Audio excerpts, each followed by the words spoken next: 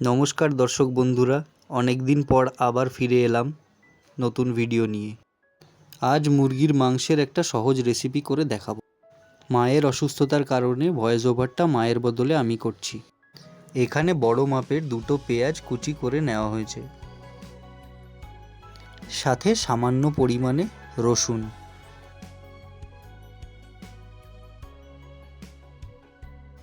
রসুনটাকে মিহি করে বেটে নিতে হবে, আর সাথে আছে কিছু কাঁচা লঙ্কা। মাংসের জন্য যেভাবে বড় বড় করে আলু কেটে নেওয়া হয় সেভাবে কিছু পরিমাণ আলু বড় বড় করে কেটে নেওয়া হয়েছে। আমরা এখানে 500 গ্রামের মতো মুরগির মাংস ধুয়ে পরিষ্কার করে নিয়েছি। এবার কড়াইটা গরম হয়ে গেলে আন্দাজ মতো সরষের তেল তার মধ্যে দিয়ে দিতে হবে।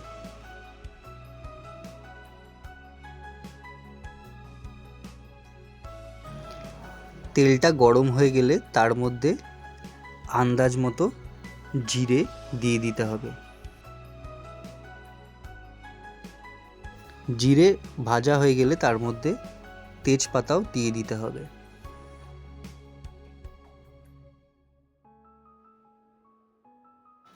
জিরে তেজপাতা ভাজা হয়ে গেলে তার মধ্যে কুচিয়ে রাখা পেঁয়াজটা দিয়ে দিতে হবে।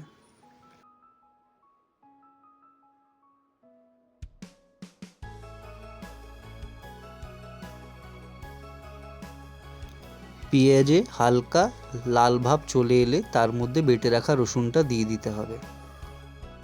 এবার পেঁয়াজ ও রসুন বাটাটাকে আরও কিছু সময় ভেজে নিতে হবে। এবার একে একে পেঁয়াজ রসুন ভাজার মধ্যে প্রথমে 1 চামচ জিরের গুঁড়ো, তারপর 1 চামচ ধনের গুঁড়ো এবং আপনাদের আন্দাজ মতো লঙ্কার গুঁড়ো দিয়ে দিতে হবে।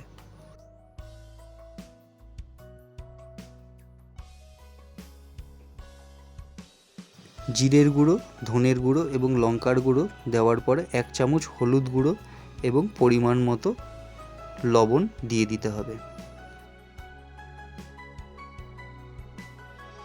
এবার এই মশলাগুলোকে ভালোভাবে একসাথে মিশিয়ে নিতে হবে। মশলাগুলো একটু মিশে যাওয়ার পর সামান্য পরিমাণ জল দিয়ে আবার নাড়তে থাকতে হবে, যাতে মশলাগুলো পুড়ে না যায়।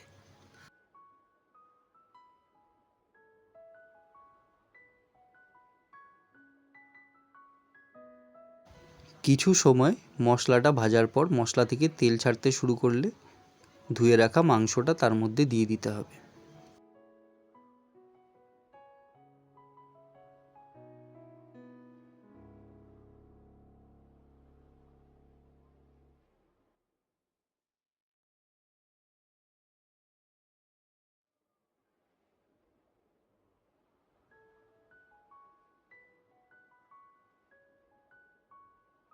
এবার কিছুটা সময় ধরে মাংসটাকে মশলার সাথে ভালোভাবে কষিয়ে নিতে হবে।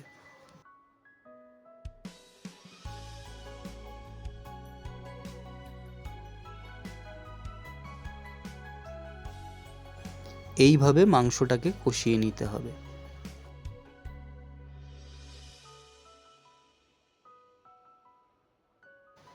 এবার এতে স্বাদের জন্য কিছু পরিমাণ কাঁচা লঙ্কা দিয়ে দিতে হবে।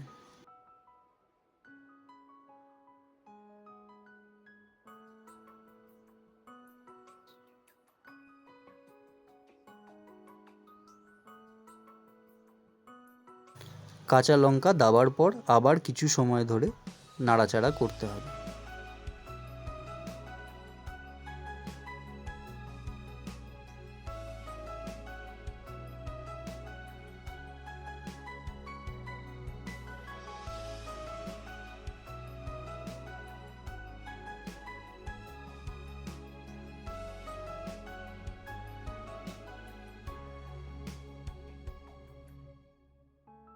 মাংসটা ভালোভাবে কষানো হয়ে গেলে কেটে রাখা আলুগুলো এবার মাংসের মধ্যে দিয়ে দিতে হবে।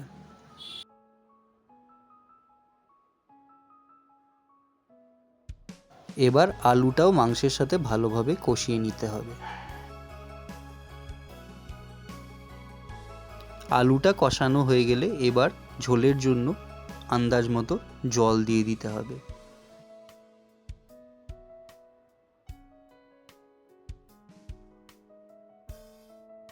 জল দেওয়ার পর আলু এবং মাংসটাকে ভালোভাবে জলের মধ্যে নেড়েচেড়ে দিতে হবে।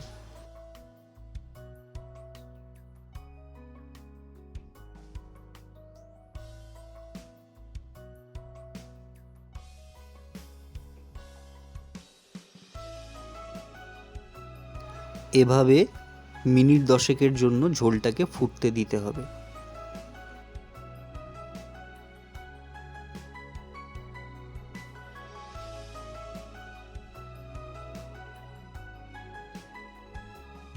ঝোলটা ফোটার সময়ও মাঝে মাঝে মাংসটাকে নেড়েচেড়ে দিতে হবে।